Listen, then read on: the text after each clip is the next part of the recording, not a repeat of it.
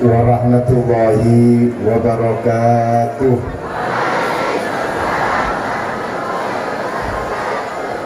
Kula nyuwun jawab salami sing kompak, kula dongaaken sing jawab salami banter dhewe, muga-muga utangi ndang kesawur kabeh.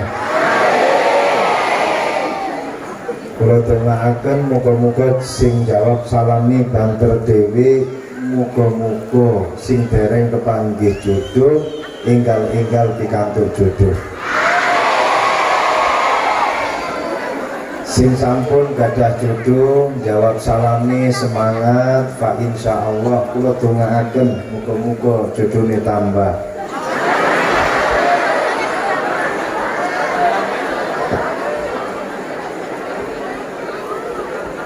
Maksud kawula tambah istiqomah, tambah sakinah, tambah mawaddah, tambah rahmah, tambah sawah, tambah omah, tambah mama.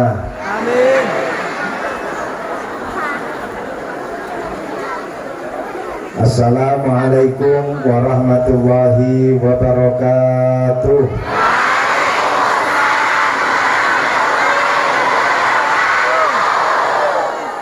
Alhamdulillah. Wah. Tapi sing paling banter niku katanya santri putri malah.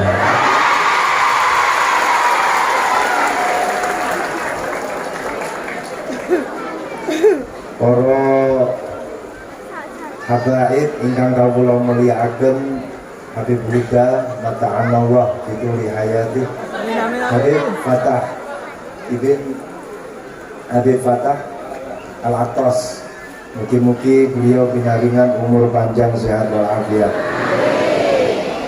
Panjenenganipun Gus Umar, Gus Usman, Yai Mudrik,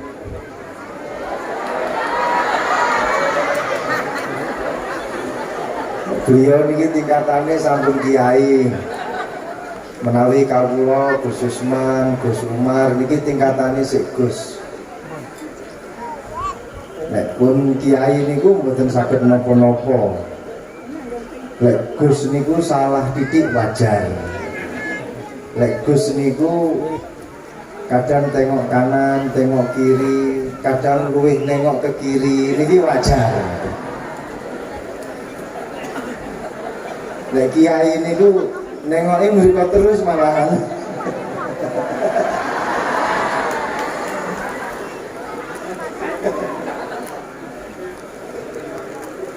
Para kiai-kiai bintunipun, para gawatis, para nawaning bintunipun, hadirin hadirat, para santri putri ingkang kawula sayangi, para santri putra ingkang kawula sayangkan,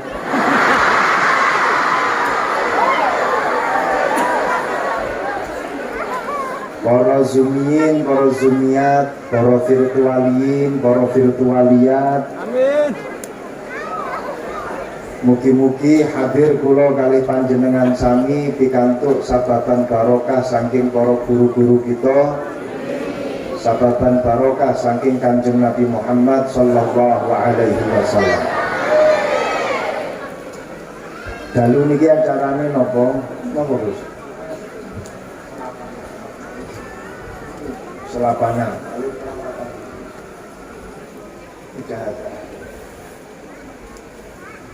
Dalu niki acaranipun selapanan, mujahadahan, sholawatan campur dados setunggal. Niki berarti menjadi bukti kalau panitianya niku cerdas. Cerdasnya nopo, acarane akeh, hanya satu kali acara sing diundang siji dikongkon ngomong telung tema. Niki menjadi bukti kalau panitianya niki cerdas dalam meminimalisir anggaran acara.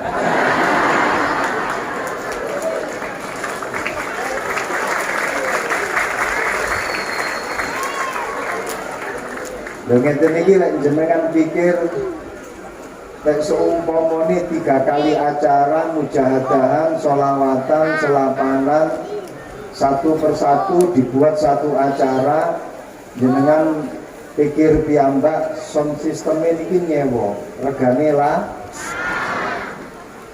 terope ini masya Allah saya kinclong listriknya luar biasa niki lek nyewa regane ya sampai nekakne Habib Fatah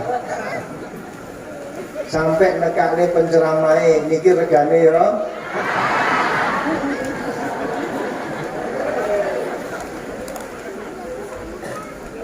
tapi masya Allah para rawuh krono cerdase panitia niki akhirnya semua satu persatu tadi itu bisa dipangkas sehingga bisa meminimalisir segalanya sampai bagian konsumsi niki ya minim. Dari waktu apa-apa berhasil. Para rawuh hadirin hadirat ingkang dipun mulyakaken Allah, nggih ngeten iki memang lek panitiane santri niku fa insyaallah segala acara kalau panitianya santri niku pasti akan sukses. Kalau nggak sukses itu ya minimal itu mendapatkan berkah gitu saja. Jadi kalau santri yang jadi panitia, karena santri itu adalah makhluknya Allah yang paling teruji dalam segala kondisi dan dalam segala situasi. Niku adalah santri.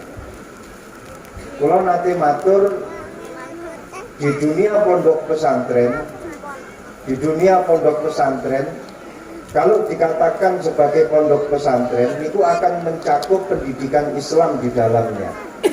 Semua pondok pesantren itu pasti wonten pendidikan Islamnya. Kecuali pondok-pondok yang bukan pesantren, tapi istilahnya mungkin ada pondok bambu, pondok indah, pondok tinggal dan lain sebagainya. Nah, ini mboten wonten istilah kepesantrenan. Tapi kalau sudah dikatakan sebagai pondok pesantren, maka di dalamnya itu pasti ada pendidikan Islam. Nah, pendidikan Islam, istilah ini mencakup 3 hal. Okay? Kalau dikatakan pendidikan Islam, maka di dalamnya niku wonten 3 perkara. Yang pertama adalah ta'lim wa ta'allum. Yang kedua adalah takdib. Yang ketiga adalah tarbiyah. Nah, terus tenggone pendidikan Islam di dalamnya niku ada 3 hal niku adalah taklim, yaitu transformasi keilmuan. Yang kedua itu adalah takdib, yaitu memberikan pelajaran tentang adab-adab yang baik. Yang ketiga adalah tarbiyah, yaitu mendidik moral, mendidik mental. Di dalam pondok pesantren niku para rawuh, kalau sudah dikatakan pondok pesantren yang ketiganya ada, berarti ciri khas dari pondok pesantren itu pasti ada yang namanya transformasi of knowledge, yaitu transformasi keilmuan. Kemudian yang ketiga, secara otomatis pondok pesantren itu adalah resource daripada reproduksi ulama, yaitu tempat di mana menggodok kader-kader para ulama, generasi-generasi penerus para ulama. Kemudian yang ketiga, pondok pesantren sebagai lembaga pendidikan yang karakter ini tidak dimiliki oleh lembaga-lembaga pendidikan yang lain. Napa niku? Penjaga atau pelestari daripada tradisi dan budaya, atau dalam istilahnya adalah the guardian of tradition. Niki 3 ciri ini pasti ada di dalam pondok pesantren, di dalam lembaga pondok pesantren. Yang 3 hal ini tidak dimiliki oleh lembaga-lembaga yang lain. Napa niku sampean catet niki paling mengke metu tenggone ujian akhir nasional. Yang pertama adalah transformation of knowledge, yaitu transformasi keilmuan. Yang kedua adalah resource of Islamic scholarship reproduction, yaitu tempat atau sumber daripada reproduksi ulama. Kemudian yang ketiga adalah the guardian of knowledge, yaitu pelestari, penjaga daripada tradisi dan budaya. Pun, kalau rada serius nih. Yang nomor 3 niki perlu kula garis bawahi, yaitu penjaga tradisi. Biar lembaga-lembaga yang lain mengatakan kami mampu mencetak generasi yang berwawasan luas, kami mampu mencetak generasi yang intelektual, tapi belum tentu lembaga tersebut mampu menjaga tradisi, belum tentu lembaga tersebut mampu menjaga budaya. Di Indonesia hanya satu-satunya lembaga Islam yang mampu menjaga tradisi, mampu menjaga budaya, yaitu adalah pondok pesantren.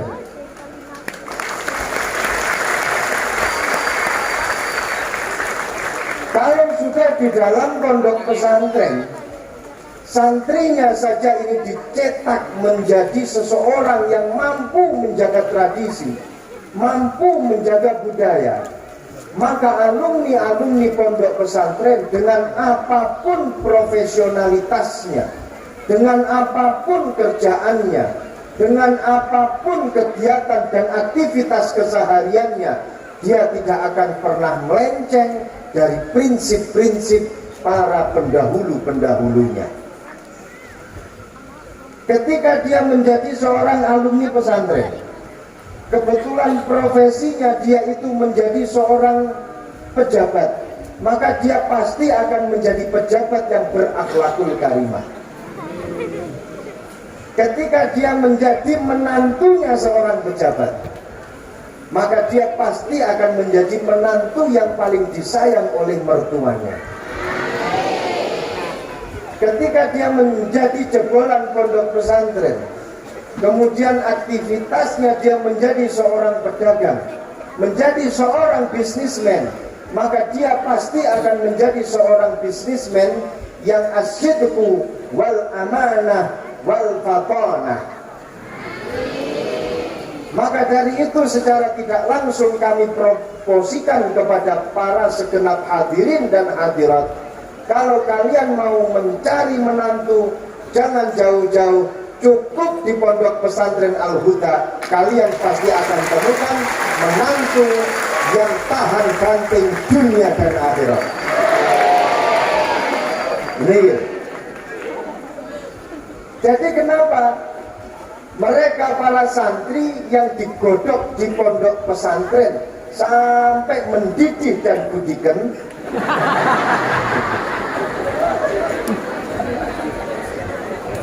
dikatakan sebagai kader-kader yang tidak akan pernah goyah walaupun kau diterjang dengan berbagai macam masalah, karena mereka sudah terlalu sering mendapatkan masalah di pondok pesantren.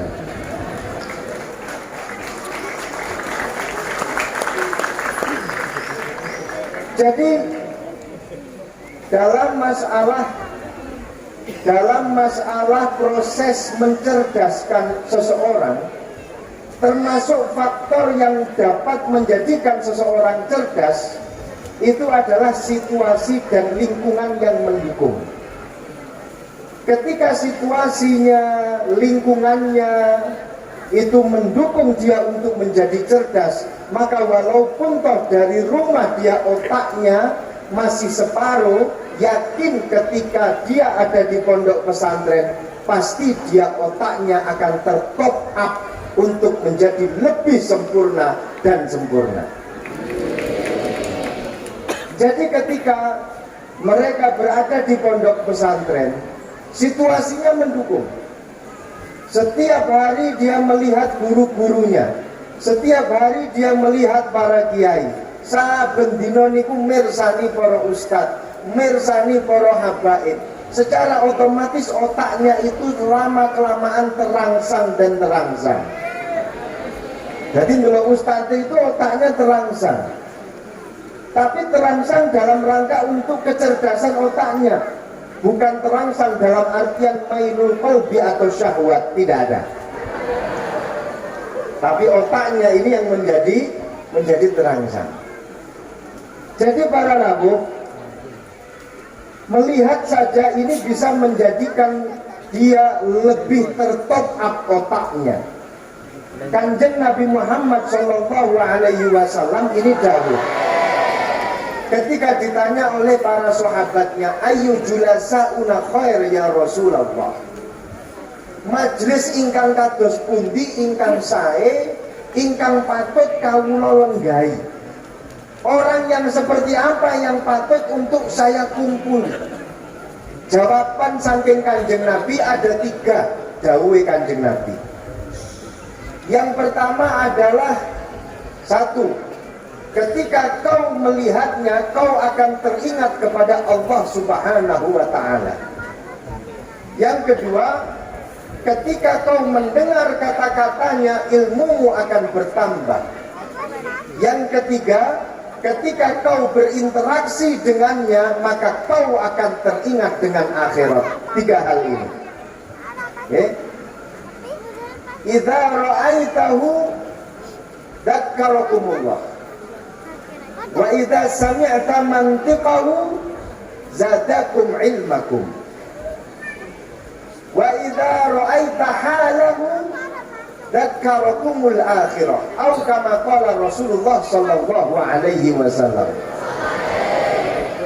Nah, kita ini melihat para kiai, melihat para ulama, melihat para ustadz, melihat para orang-orang alim, itu satu bentuk ibadah yang tersendiri. Ada 3 hal di dunia ini yang kalau kita lihat saja niku bisa menjadikan pahala untuk kita. Yang pertama, nadrul mushaf atau nadrul Quran. Melihat Al-Quran tok til delok tok niku bisa menjadikan pahala datang kepada kita. Maka dari itu tidak aneh kalau masyarakat kita itu naruh Al-Quran, bahkan kitab-kitab yang lain itu ada di ruang tamu. Dan penak delok sekalian delok sambil selfie, tinggo background foto pantes. Tapi maksud saya ya jangan cuma dilihat toh. Dengan melihat terus kemudian dia termotivasi untuk membaca. Masya Allah, Abdullah ibn Umar. Abdullah ibn Umar putrane Sayyidina Umar ibn Khattab. Niku pipine niku enek garis irenge dalam satu riwayat. Jadi pipine niku ada garis hitamnya. Kenapa? Itu adalah bekas daripada tetesan air mata beliau. Dan kenapa beliau menangis? Beliau menangis karena setiap kali melihat Al-Quran, setiap kali mendengar Al-Quran, beliau ini pasti menangis. Saking seringnya nangis, terus akhirnya ada garis hitam ada di pipinya. Ketika melihat Al-Quran, Abdullah ibn Umar itu selalu mengatakan, hadza kalamullah, ini adalah kalamnya Allah. Terus kemudian menangis dan menangis. Setiap kali membaca Al-Quran menangis dan menangis sampai pipine ono cap irenge. Makanya kalian yang pipinya hitam opo meneh sampai ndelemok, jangan sekali-kali bersuudzon terlebih dahulu. Mbok menawa pipi irenge kancamu kuwi krana sering nangis, krana melihat Al-Quran, krana kelingan karo kitabe, krana kelingan karo wong tuane, krana kelingan karo anake tanggane. yang terakhir harus di-skip ini nanti. Melihat Al-Quran ini bisa menjadikan pahala. Kemudian yang kedua adalah nadrul Ka'bah. Melihat Ka'bah setiap detik kita itu pasti akan mendapatkan pahala. Bahkan ada satu riwayat mengatakan salah satu obat sakit mata itu adalah melihat Ka'bah. Jadi jenengan para rawuh ketika punya sakit mata pengen ndang waras motone krana lara mata berangkat to haji, berangkat to umroh, tawaf, terus kemudian panjenengan i'tikaf melihat Ka'bah, yakin mulai motone hilang. Masya Allah, maksudnya sakit matanya itu hilang. Yang pasti mata uangnya berkurang, tapi sakit matanya pasti akan hilang. Ini salah satu daripada rumus tibbun nabawi, melihat Ka'bah itu bisa menyehatkan mata, sakit mata itu bisa hilang.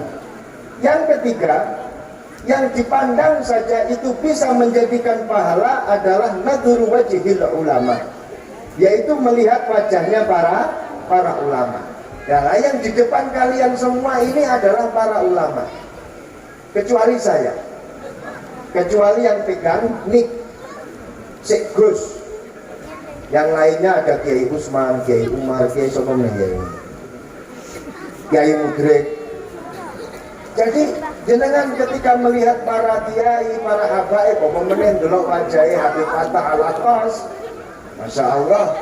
Maka saya pesan datang ibu-ibu, panjenengan pengen ibadah gratis, pahalanya gede napa mboten? Pengen ibadah gratis, pahalanya melimpah napa mboten? Kula pesen ketika Habib Fattah lewat dengan cegat, Bib mandek. Bu, ketika Habib Fattah lewat dengan cegat, Bib mandek. Wonten napa Bu? Kula pengen mirsani wajah panjenengan.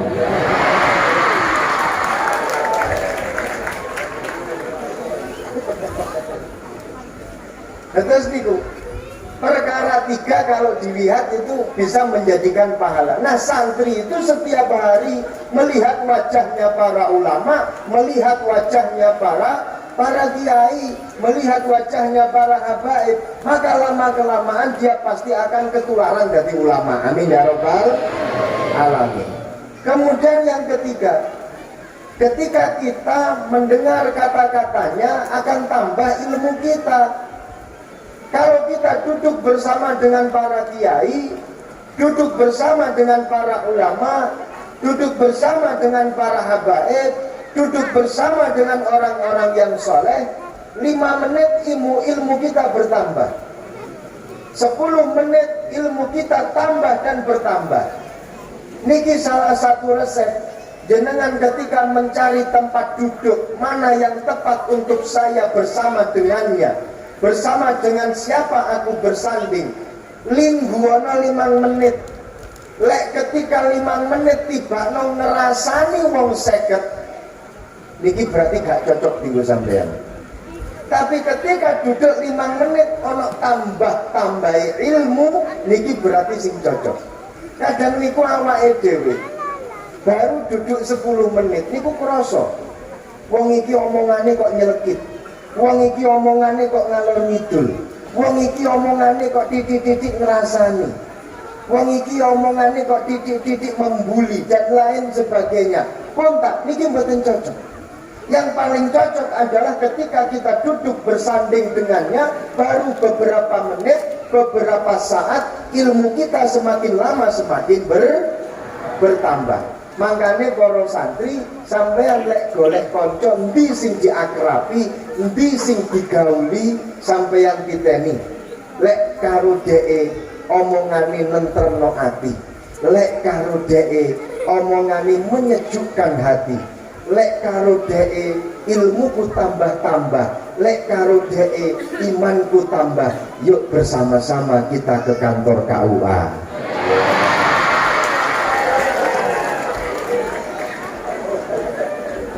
Paham ya? Paham ya? Jadi ngeten para rabu. Yang itu ketika kita melihat tingkah lakunya, melihat gaya duduknya, melihat gaya bicaranya, melihat bagaimana ayunan tangannya di setiap aktivitasnya, akhirnya kalian ingat dengan akhirat, yaitu ingat dengan surga. Masya Allah, wong iki bolak-balik meluntir tasbih, kelingan karo akhirat. Ya Allah, bolak-balik wong iki geleng-geleng kepala. Karena apa? Karena selalu bermujahadah, tahlil, sholawat, tasbih. Masya Allah, kelingan karo akhirat. Tapi ketika kalian melihat bagaimana gerak-geriknya kok kelingan karo neraka, kuat kanca kaya ngono kuwi. Didelok kok geleng-geleng kepala, karena apa? Dugem.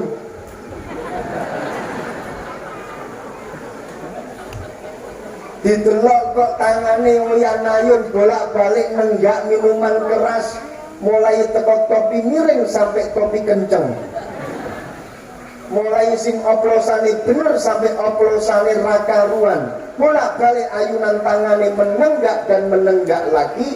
Kuat konco sing koyok ngeten iki, golek konco sing pas. Ketika kita melihat tingkah lakunya, akhirnya kita bisa teringat dengan akhirat. Nah, para bapak, para ibu, para wali santri, putra-putra panjenengan ketika berada di pondok pesantren, semuanya itu dialami tiga hal niki wau. Maka yakinlah, putra putri panjenengan pasti metu teko pondok tetep dadi wong, luwih nemen insyaallah sing tetep dadi wong.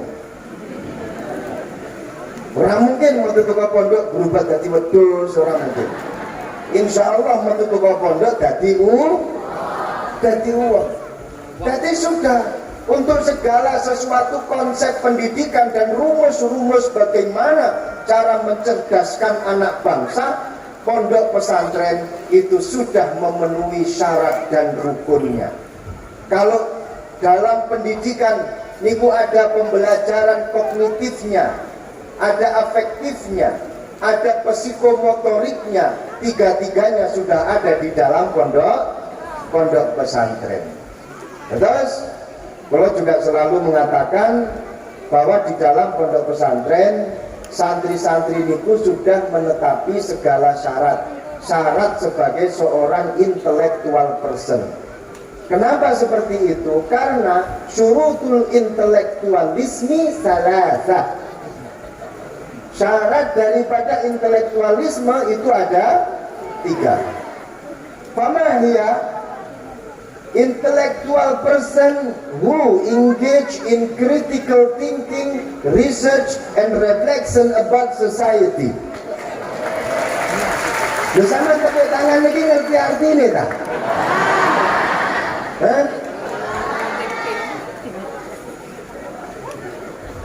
Intellectual person utawi wong kang den arani intelek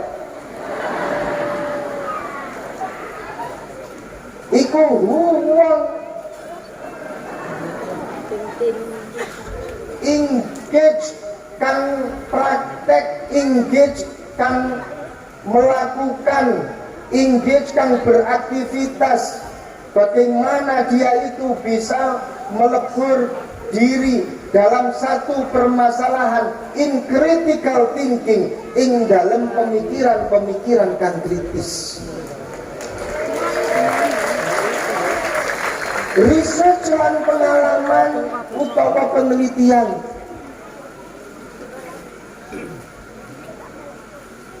And reflection about society. Lan penilaian terhadap sedunia permasalahan masyarakat.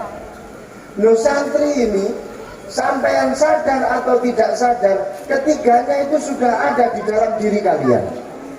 Yang pertama, nonton niki wau, critical thinking. Dia memiliki pemikiran yang kritis. Santri semakin lama berada di pondok pesantren semakin kritis, semakin cerdas. Pulau wau matur termasuk faktor kecerdasan anak itu karena kondisi lingkungan dan situasinya. Ketika dia sering berada di pondok, yakin dia pasti berada pada situasi dan kondisi yang membuat dia cerdas. Karena apa? Karena dia selalu terpepet dalam kehidupannya. Kepepet. Contoh, dia mendapatkan kiriman 500.000. Amin. Tolong dino tapi langsung entek. Kenapa? Karena untuk membayar hutang bulan-bulan yang kemarin. Kemudian 27 hari berikutnya dia tidak punya apa-apa. Maka secara otomatis otaknya pasti akan terasah. Aku harus survive, aku harus struggle, aku harus bisa hidup untuk 27 hari ke depan. Otaknya pasti diasah, bagaimana aku biar bisa hidup. Lelek saben wulan telatan, kirimane telat terus, berarti dia pasti akan mengasah otaknya setiap bulan. Makanya para wali santri sering-sering kiriman datang putra-putra nih. Lek iso ditelatno, kadang-kadang ya ditelatno kirimane agar dia itu berpikir. Akhirnya kok jadi putra-putri sing cerdas. Tapi ya tetap dikirimi.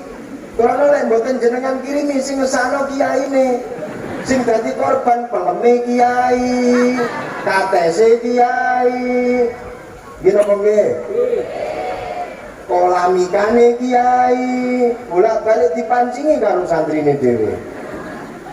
Niki sing bujune gak penak paling pengalaman nih. Niki. Jadi lama-kelamaan dia pasti akan cerdas ketika dia berada di pondok pesantren. Karena selalu berada pada masalah-masalah yang mendidik dan mencerdaskannya. Kemudian yang kedua, research, punya pengalaman dan penelitian. Uang niku kalau ada di pondok pesantren, penelitian dan pengalaman yang luar biasa. Karena napa para rawuh, santri itu berada di pondok pesantren, dia hidup dengan berbagai macam teman-temannya dari berbagai macam suku bangsa. Ono sing teko Jawa pirang-pirang, ono sing teko Sunda. Ada yang dari Sunda?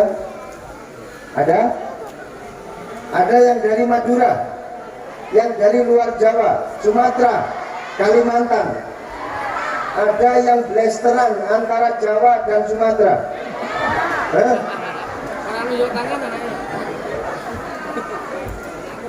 Nah mereka ini berkumpul setiap hari, sehingga santri itu yakin pasti tahu karakter suku, bangsa, manusia yang ada di Indonesia. Makanya pada akhirnya dia pasti memiliki reflection about society. Bagaimana dia bisa memecahkan segala sesuatu yang ada di masyarakat. Permasalahannya dia pasti akan bisa menyelesaikan. Santri ada di satu daerah, pasti dia akan mengatasi masalah tanpa masalah. Amin ya rabbal alamin. Jadi sebelum Pegadaian itu punya slogan semacam ini, santri sebelumnya itu sudah bisa mengatasi masalah tanpa masalah. Niki loh hebatnya santri. Maka dari itu para rawuh, santri-santri kita dongaaken bareng-bareng mugi-mugi dados santri-santri ingkang sholihin sholihat, pikantuk ilmu sing manfaat sing maslahah, saged ngayomi masyarakate, saged dados kader-kader generasi ingkang tangguh. Amin ya robbal alamin. Pun tema yang kedua,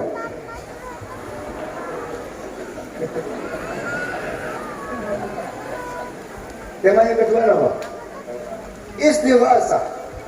Kula yakin para rawuh, istighosah malam ini dihadiri oleh orang-orang yang hidup.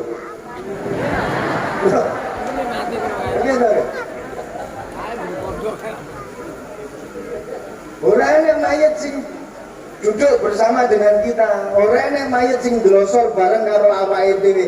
Semua yang hadir di majelis istighosah ini, majelis mujahadahan ini adalah mereka-mereka yang hidup. Dalam artian hatinya itu adalah hati yang hidup. masalul ladzi yadhkur rabbahu wa masalul ladzi la yadhkur rabbahu kamasalil hayy wal mayyit. Perumpamaan orang yang mau berzikir datang Allah sama orang yang tidak mau berzikir datang Gusti Allah, itu perumpamaannya seperti orang yang mati dan orang yang hidup. Ketika dia mau berzikir, maka dia itu mau menghidupkan dirinya karena dia menghidupkan hatinya. Kalau dia tidak mau berzikir, berarti dia tidak memberi kehidupan pada hatinya. Uang niku lek atine wis mati, sebenarnya dia itu sudah mati sebelum kematian tiba pada dirinya. Na'udzubillah min dzalik. Nah, malam hari ini kita semuanya berzikir, sampun zikir napa dereng? Sampun sholawatan napa dereng? Sampun bertasbih napa dereng? Sampun bertahlil napa dereng? Ngajine sampun napa dereng? Sampun ngono aku mudhun tenan iki. Atas niku malam hari ini kita menciptakan, malam hari ini kita membangun yang dikatakan oleh Rasulullah Sallallahu Alaihi Wasallam, Raudhah min riyadil jannah. Kanjeng Nabi ini pun nanti dawuh datang para sahabat, idza marartum bi riyadil jannah farta'u. Kalau kalian berjalan dan melewati taman surganya Allah, maka ramaikanlah, angkatlah taman surganya Allah itu. Ramaikanlah, ikutlah, masuklah ke dalam taman surganya Allah itu. Para sahabat kemudian bertanya, fama hiya riyadul jannah ya Rasulullah? Apa itu yang panjenengan wastani sebagai taman surganya Allah? Dijawab oleh Kanjeng Nabi, hilaqud dzikri. Taman surganya Allah itu adalah majlis-majlis zikir. Sebagian muhaddisin dan bahkan ini menjadi penafsiran yang masyhur, yang dimaksud dengan hilaqud dzikri itu adalah majalisul halali wal haram. Sebagian mengatakan majalisul ta'lim wa ta'allum. Sebagian mengatakan hilaqud dzikri ay majalisul dzikri. Dari tiga penafsiran tersebut, semuanya sudah ada di dalam majelis ini. Ngaji ini enek, dikirani ya enek. Bicara masalah hukum, hukumnya Allah juga ada. Berarti yakin malam hari ini kita berada di dalam taman surganya Allah. Alhamdulillah. Nah, ketika di taman surganya Allah, majelis pengajian taman surganya Allah, majelis zikir taman surganya Allah, maka dari itu para rawuh, niki resep untuk kita semuanya. Ojo gampang-gampang suudzon kepada orang yang sedang mengantuk ketika hadir di majelis pengajian. Ada kemungkinan dia karena saking menikmati nikmatnya, enaknya taman surganya Allah. Kalau malam hari ini sebagai taman surganya Allah, kula tanglet datang panjenengan sedaya. Taman surganya Allah niku penak napa penak? Taman surganya Allah niku nikmat napa nikmat? Angine silir-silir, hawanya adem-adem menyejukkan. Kalau sudah semacam ini sing teko niku mesti cocok. Ngantuk. Orang ketika ada di majelis pengajian, menurut penelitian yang saya lakukan dan survei membuktikan, wong niku lek ngaji mesti dipun paringi 5 perkara, mesti diparingi 5 cobaan. Sing pertama, sikil mesti grinding. Nggih apa nggih? Nggih apa nggih? Sing nomor loro boyoen. Gila nggih? Terus apa mboten, Bu? Sing nomor telu moto berubah dadi 5 watt. Alias sing nomor 4 turu. Pun wonten apa dereng sing sare? Sampun sing sare ngacung. Betul wonten nggih? Wonten? Lho, ana sing ngacung berarti wonten sing sare. Sing nomor 5 mesti enek sing ngomong sakarepe dhewe sing ngaji gak dirungokno. Terus napa mboten? Lho ngeten niki kula mboten tahu suudzon. Saya hanya justru husnudzon. Kenging napa? Krana ngrasa kepenak nanggone surga, nanggone taman surgane Allah. Terus akhirnya motone berubah dadi 5 watt. Krana ngrasa kepenak tenggone taman surgane Allah, akhirnya sampai selonjor jejeg koncone sing ana tenggone ngarepe. Wajar. Para rawuh niki krana ngrasa kepenak. Lho ngeten iki lho kula cerita kados ngeten iki. Ana sing ngarani serius. Padahal yo tenan serius. Akhirnya ana jamaah pengajian niku berangkat nggawa bantal karo guling. Tanggane niku kaget yuk. Arep menyang ndi ngaji kok nggawa bantal karo guling. Awakmu gak ngerti ini nek pengajian nanggone pondok pesantren Al Huda. Sing ngaji masyaallah.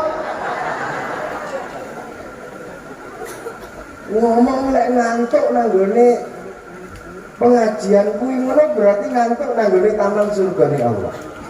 Lek turu berarti turu nanggone taman surgane Allah. Akhirnya tanggane niki wau kena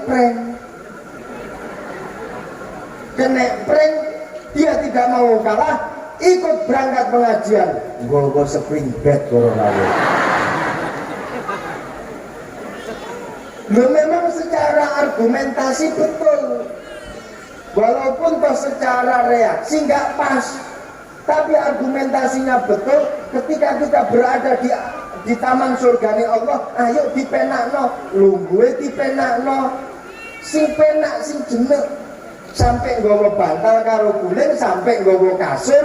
Lah niki sing ora pas. Krana para rawuh, jenengan ketika ada di depan TV di rumah ngantuk terus akhirnya turu, kira-kira jenengan turu tanggone ngarep TV nanggone omah niki enek pahalane napa mboten?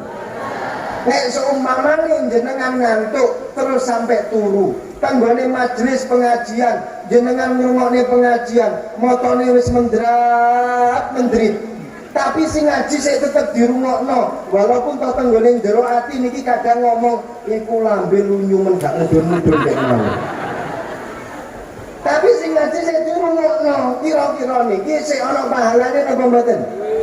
Wonten napa mboten?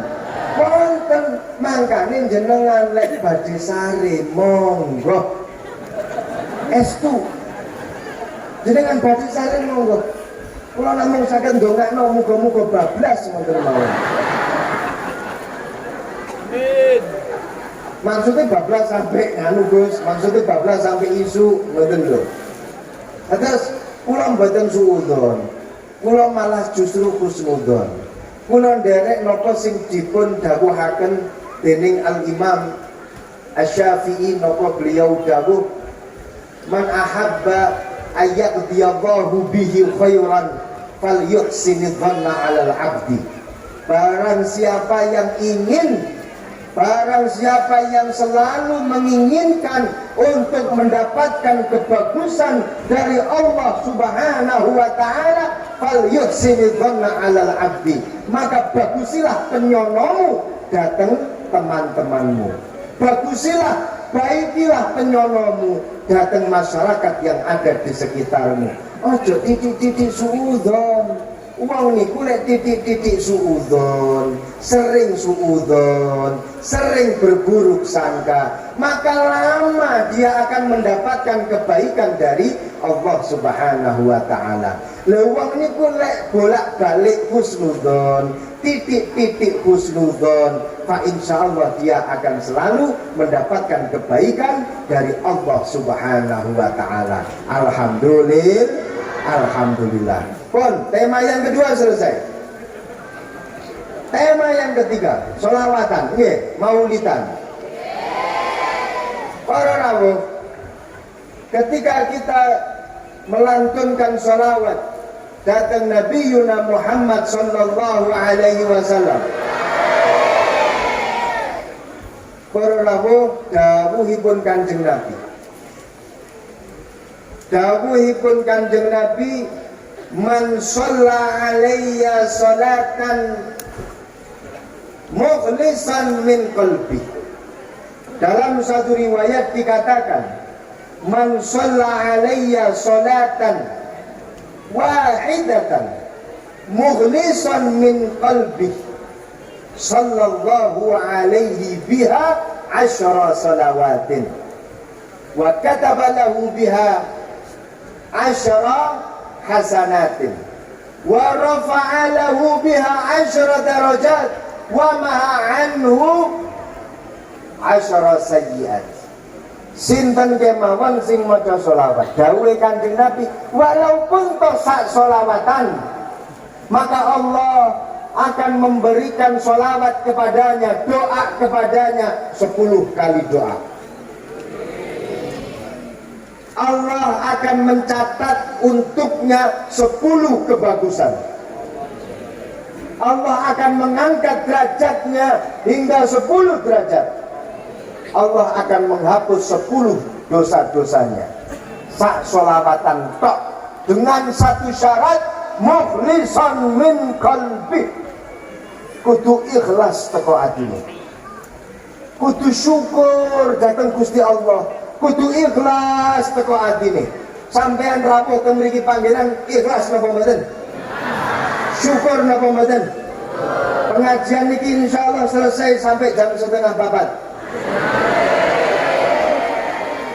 Syukur napa mboten? Ikhlas napa mboten? Sampean terus no sampai jam 3:30, 15 menit kula badhe pamit. Ya Allah, Sayyidina Ali karramallahu wajhah niku dawuh ngeten. Niki sampean cekeli niki nggih. Dawuh Sayyidina Ali niki sampean cekeli satu kunci agar kita mendapatkan ilmu yang manfaat. Napa niku? Napa? Kirangan, nggih. Dawuh Sayyidina Ali, innallaha la yu'ti 'abdahu ilman illa wa huwa syakirun. Sesungguhnya Allah tidak akan pernah memberikan ilmu yang manfaat kepada hambanya, luwe-luwe kepada talibul ilmi. Tidak akan mendapatkan ilmu yang manfaat saking Gusti Allah kecuali di dalam hatinya dia memiliki rasa syukur datang Gusti Allah. Mangkane para rawuh khususnya para santri sampeyan nanggone pondok kudu bersyukur.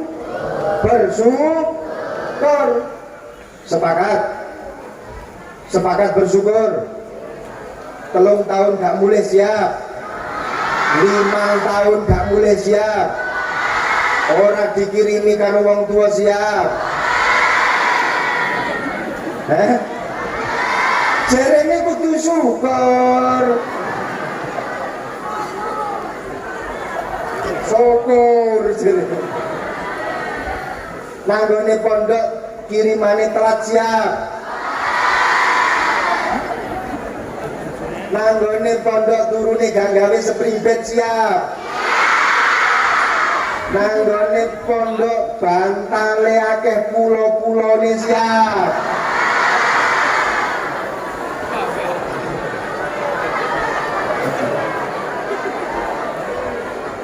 Nanggone pondok aduse jarang-jarang krono sibuk ngaji siap. Nanggone pondok bolak-balik nanggone pondok tahunan nanggone pondok gak rapi-rapi siap. Boten kalau ini. Kula yakin insya Allah barokah mondok tambah laku, tambah payu, tambah larang. Oke. Qimatul mar'i niku wonten sing dawuh min ilmihi. Regane wong niku teko ilmune. Ilmune semakin luhur, semakin dhuwur regane. Yarfa'illahu alladziina aamanu minkum walladziina utul ilma. Kullu syai'in qad syarafa bima umil. Sedaya sing wonten tenggone donya niki iso mulya gara-gara perkara sing nemplek.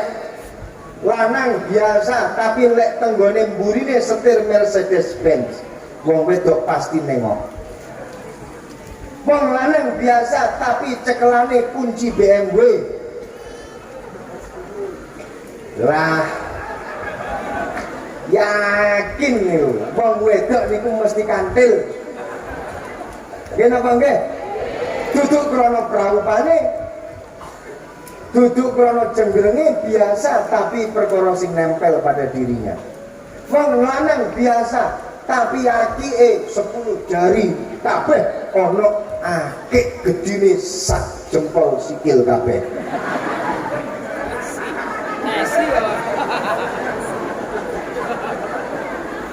Ya contohnya iku grek dhewe. Kapunten ya ini. Ngeten iki wong wedok awet mau niki ya mesti ngelirik beliau. Krana napa? Krana akike. Mbok menawa tanggane jero ati enek sing ngrasani iki kumat kapan wong iki.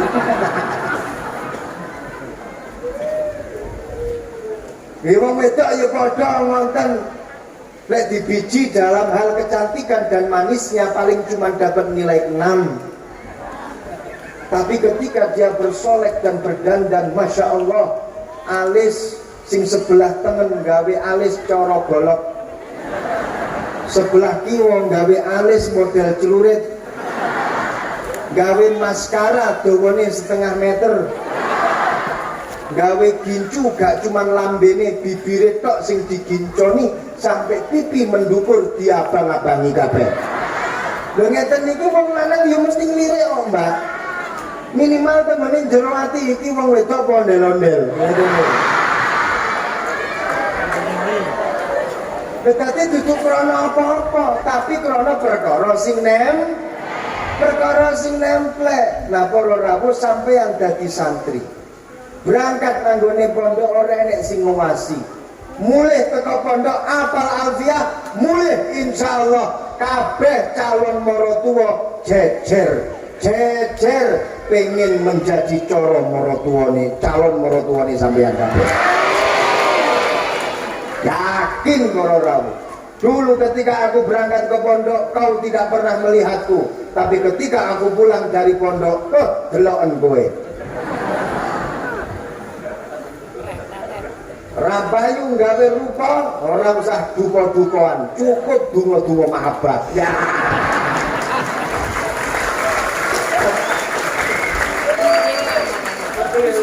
Lesek pancet ora payu, saya punya resepnya. Sampean mulai teko pesantren, kok rung payu-payu, saya punya resepnya. Bali omaneh nanggone pondok. Berarti ngajimu kurang jeru.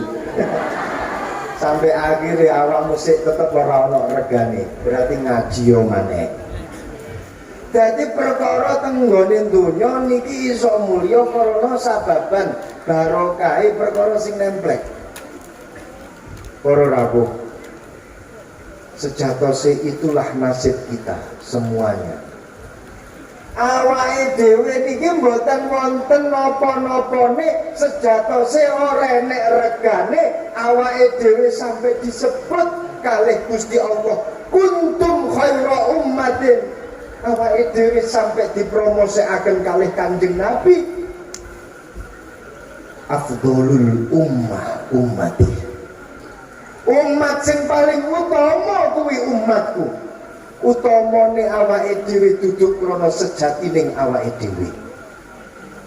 Mulyane awake dhewe duduk krana sababan mulyaning sejatining awake dhewe. Tapi krono apa? Krono awake dhewe dadi umat Nabi sing paling mulya, Nabi sing paling agung, inggih punika Nabi Muhammad sallallahu alaihi wasallam. Dan iki para rawuh, mangkane kudu ngerteni. Muga-muga iman Islam awake dhewe tetep istiqomah ila yaumil qiyamah. Dipun aku dadi umat Kanjeng Nabi tetep ila yaumil qiyamah.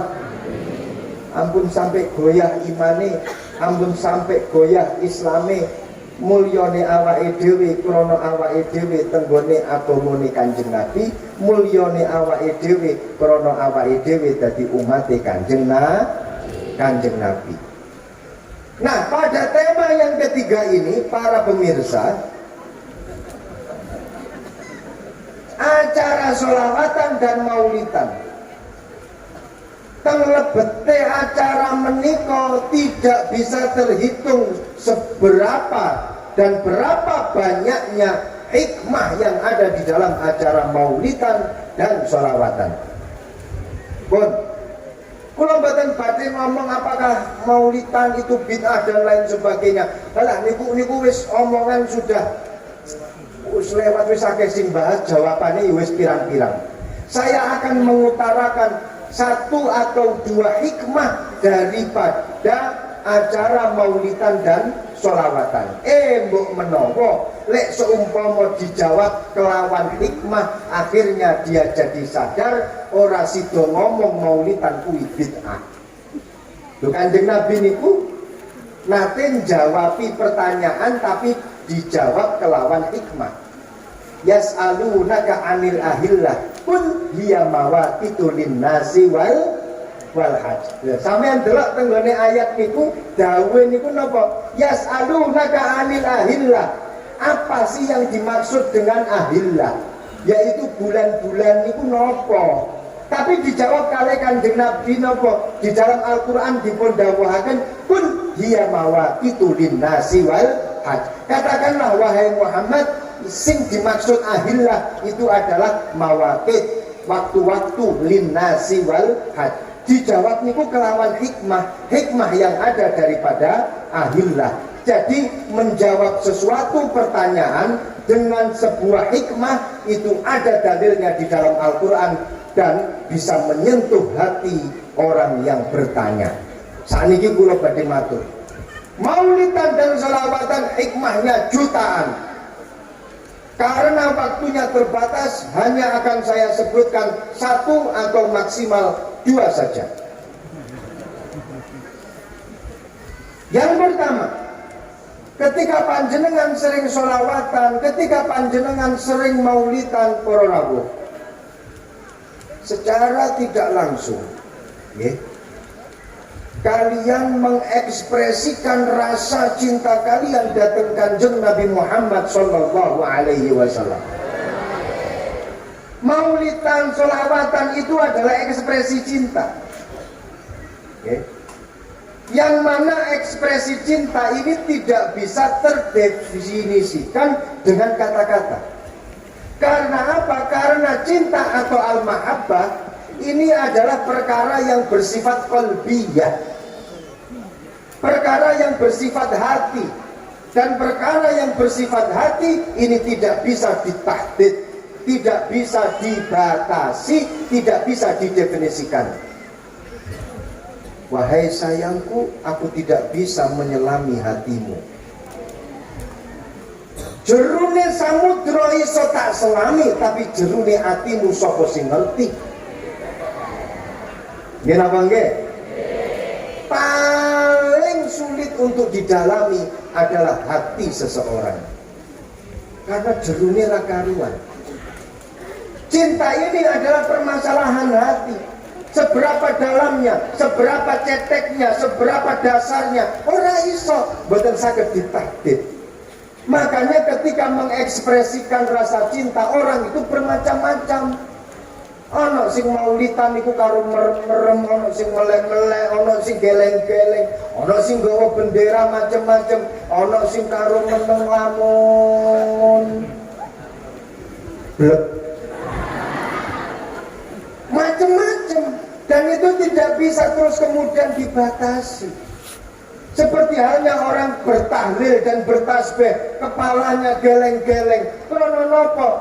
Idza sabatal aslu fil qalbi akhbarul lisanu bil hali wal maqali.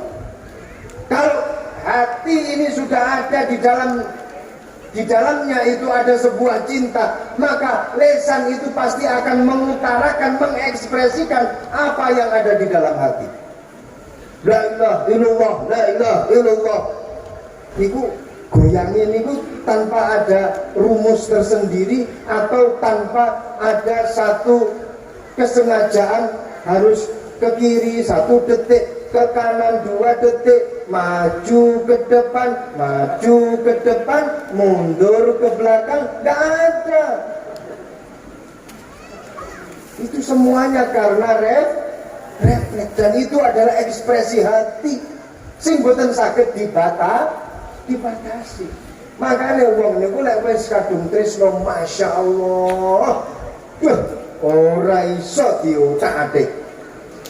Teng setunggalipun kaidah niku dipun dawuhaken wa min alamatil mahabbah an tadfa'a kulla syai' ila al mahbub hatta istaghraqta min nafsik.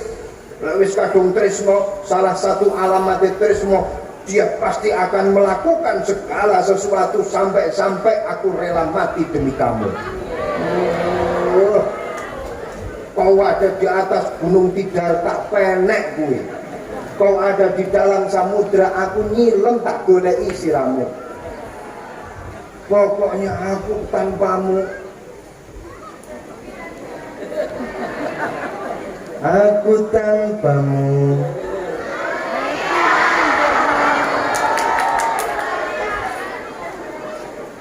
Jadi akhirnya aku tanpamu, pokoknya butiran debu. Jadi sampai mengatakan hal semacam itu. Apakah ini terus ada unsur kesengajaan yang kemudian diprospek? Nggak ada. Ini semuanya karena refleks. Ngomongnya yo gak terarah, ngomongnya yo macem-macem. Alah, oh Tuhan, ku cinta dia, ku sayang dia, rindu dia, butuhkan rasa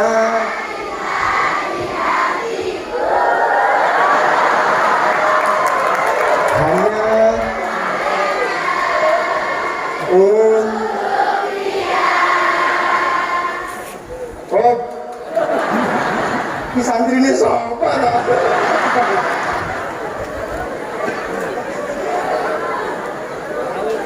Ya Allah, Gus. Masya Allah, kalau sejatinya niki mau pengen ngetes kiai ini. Kalau kiai ini orang hafal, santri ini malah hafal. Jadi mahal syahidnya itu di mana? Butuhkanlah rasa cinta di hatiku hanya padanya, untuk dia. Saudara Muhammad, ketika kalian mengutuhkan rasa cinta hanya pada satu gendaanmu,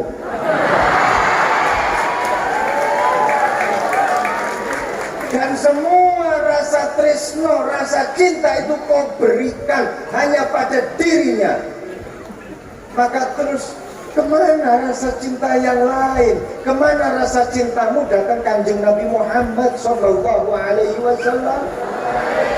Lek wis mbok entekno kabeh nang nggone wong siji. Tapi apakah terus itu dimasalahkan, dibahsul masailkan, muncul satu fatwa, terus kemudian fatwa ini ternyata ngerodok ngene, terus akhirnya ada ancaman-ancaman macam-macam, bubarkan. Nggak ada. Kenapa? Karena itu berawal dari hati yang tidak bisa dibatasi. Karena itu adalah kabar dari hati. Wong lek wis kadung tresno kan ngoten niku to nggih. kadung tresno dijak janjian karo pacare, contoh monggo bengi Mas jam 12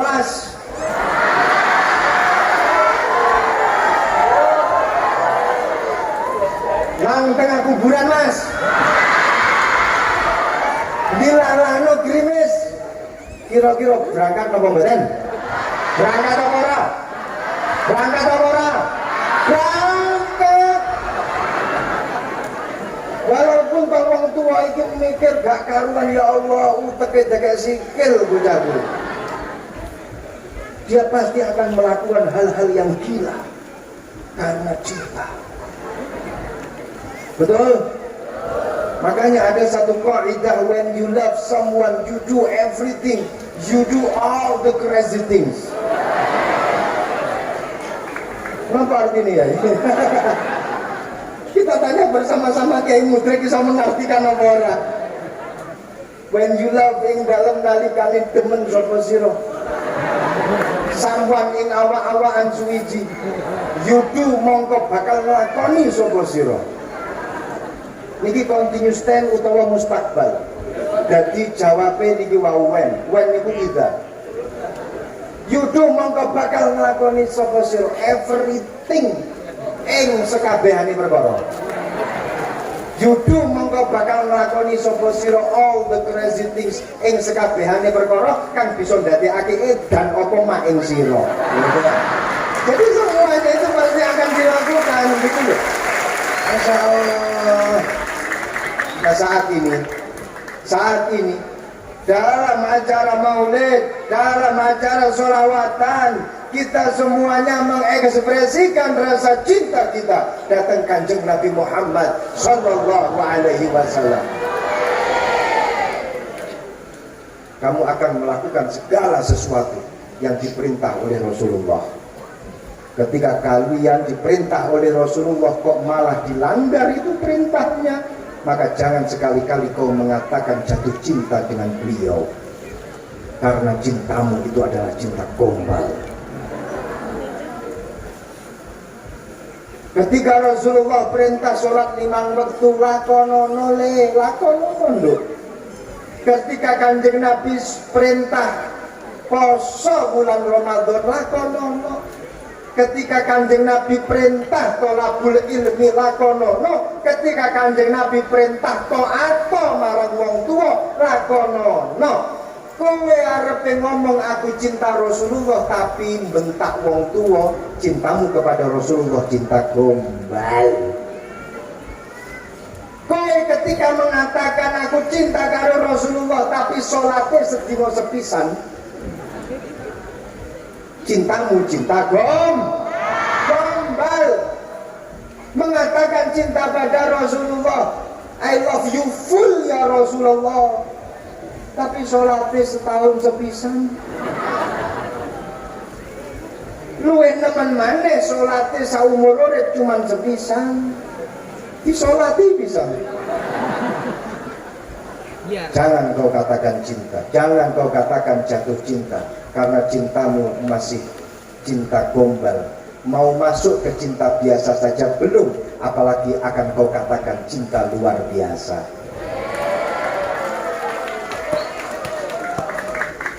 Pon, selesai pengajian, 3 tema selesai. Sampun gitu. Tapi kan temanya pun telas kan.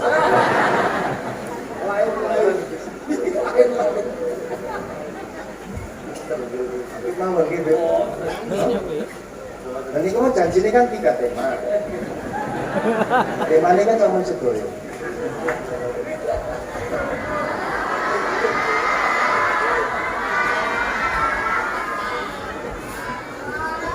Selawatan nggih. Selawatan nggih. Sing dadi vokal biasanya sinten iki?